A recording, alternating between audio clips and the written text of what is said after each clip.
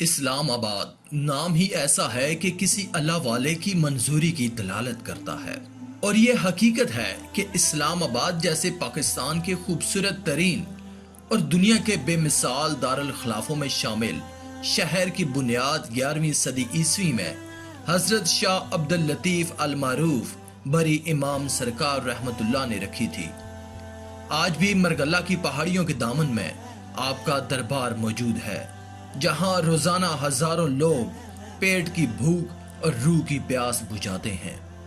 بری امام سرکار نے اس جگہ اس وقت ڈیرا جمایا جب پنجاب سے کشمیر جانے والی سڑک کے نزدیک اس جنگل میں چور اور لٹیرے رہا کرتے تھے، جو کشمیر جانے والے قافلوں کو لوٹ کر یہاں چھپ جاتے، مگر مرگلہ کی پہاڑی میں ایک غار لوہے دندی میں آپ نے چلہ مکمل کیا اور تصوف و سلوک کے رمز آشنا ہوئے تو مرشد کے حکم سے اس جگہ قیام کرنے کا فیصلہ کیا۔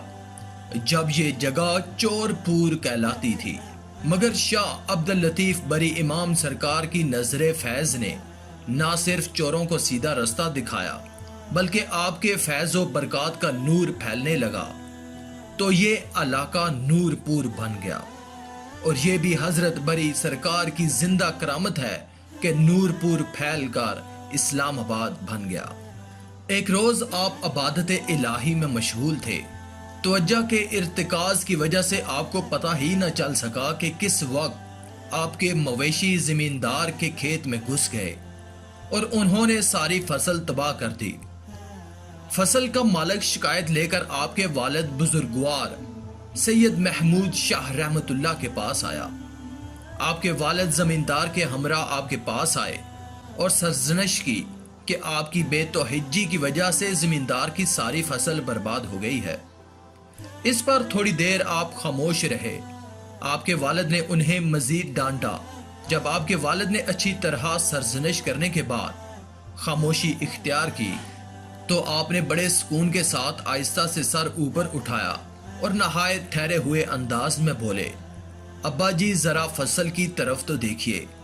جو ہی آپ کے والد محترم نے فصل کی طرف دیکھا، وہ یہ دیکھ کر حیران رہ گئے کہ چند لمحے پہلے جو فصل تہس نہس تھی، اب ایک سرسبز و شاداب کھیت کی صورت میں لہلہاتی ہوئی نظر آ رہی تھی۔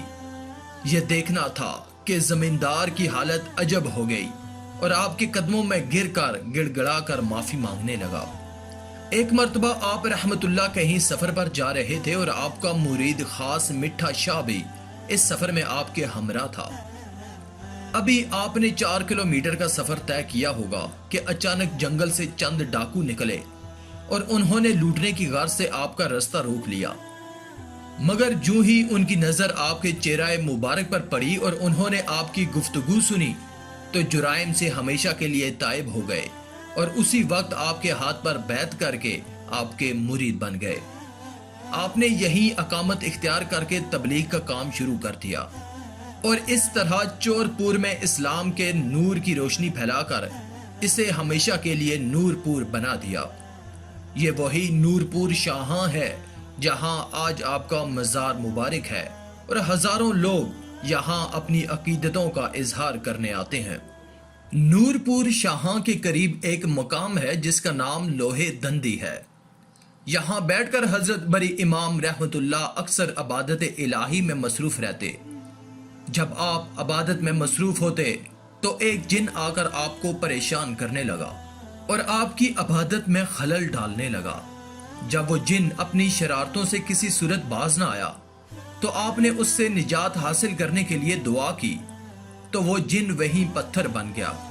یہ نشانی لوہے دندی کے مقام پر آج بھی موجود ہے اور ملک بھر سے ہزاروں عقیدت مند حضرت امام رحمت اللہ کی یہ کرامت دیکھنے نور پور شاہاں جاتے ہیں اور اس مقام کی زیارت کرتے ہیں جہاں بیٹھ کر آپ عبادت کیا کرتے تھے۔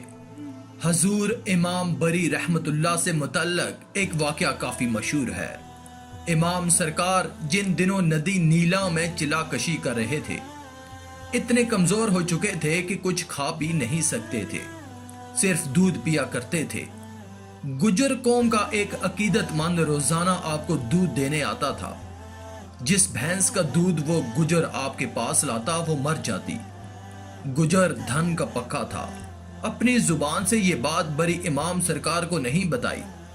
आखिरकार एक एक करके तमाम खत्म हो गईं। तो अगले रोज दूध की खातर तमाम गांव में फिरा, मगर हर तरफ से मायूस हुआ। चनाचे आपकी खिदमत में हाजिर हुआ और अपनी दास्तान सुनाई। आप मुस्कुराए और फरमाया, जाओ नदी के किनारे चलते जाओ और अपनी भैंसों के नाम पुकारते जाओ, सब तुम्हारे पीछे चली आएंगी, मगर ख्याल रखना कि पीछे मुड़कर ना देखना। चनाचे उस गुजर ने ऐसा ही किया। जब आखिरी भैंस का नाम लिया जो कि नदी से निकल रही थी, तो गुजर ने पीछे मुड़कर देख लिया। भैंस उसी जगह पत्थर की बन गई। गुजर पहले तो परेशान हुआ, मगर बाकी भैंसों को देखकर खुशी खुशी घर चला आया। अलावा अजीन एक रोज आप नूरपुर शाह के जंगल में अबादत इलाही में मसरूफ थे कि हिंदुओं का एक गिरोह वसी साजो सामान से लदा हुआ आपके एक करीब से गुजरा। आपने उससे पूछा कि आप लोग कहाँ जा रहे हैं। उन्होंने कहा, हम अपने गुनाहों को धोने के लिए गंगा में नहाने के लिए जा रहे हैं। तो हजरत बरी इमाम रहमतुल्लाह ने फरमाया कि इंसानों के गुनाह दरियाओं में नहाने से नहीं धुलते, बल्कि ये गुनाह अबादत इलाही और अहमाले सालिया से जड़ते हैं। उस पर हिंदुओं के पंडित ने कहा कि अगर आपकी बात दुरुस्त होती तो आप जो यहाँ साला साल से अबादत इलाही में मसरूफ हैं, उसका कुछ तो असर जाहिर होता कि कम से कम इतना ही हो जाता कि जिस दरख्त के नीचे बैठकर आप इबादत कर रहे हैं वही सरसब्जो शादाब हो जाता, ताकि आप सुकून से इबादत तो कर सकते। बारिश, धूप और दूसरी मौसमी सख्तियों से आप इबादत करते हुए महफूज रहते। इस पर हजरत बरी इमाम रहमतुल्लाह ने फरमाया कि उसके कब्ज़ा कुदरत में तो सब कुछ है, हमने उससे कुछ मांगा ही नहीं। इसके बाद आपने दरख्त की तरफ रुख करके दुआ के लिए हाथ उठा दिए और देखते ही देखते दरख्त सरसब्जो शादाब हो गया। हिंदुओं ने जब ये देखा तो इस कदर मुतासिर हुए कि उसी वक्त सारा गिरोह आपके हाथ पर मुसलमान होकर आपके हल्काए अरादत में शामिल हो गया। तो आज की इस वीडियो में था बस इतना ही। मज़ीद ऐसे ही इन्फॉर्मेटिव वीडियोस के लिए आप अल्लाह की कुदरत चैनल को सब्सक्राइब करना बिल्कुल मत भूलें, ताकि आने वाली तमाम लेटेस्ट वीडियोस की अपडेट आपको मिलती रहे। शुक्रिया।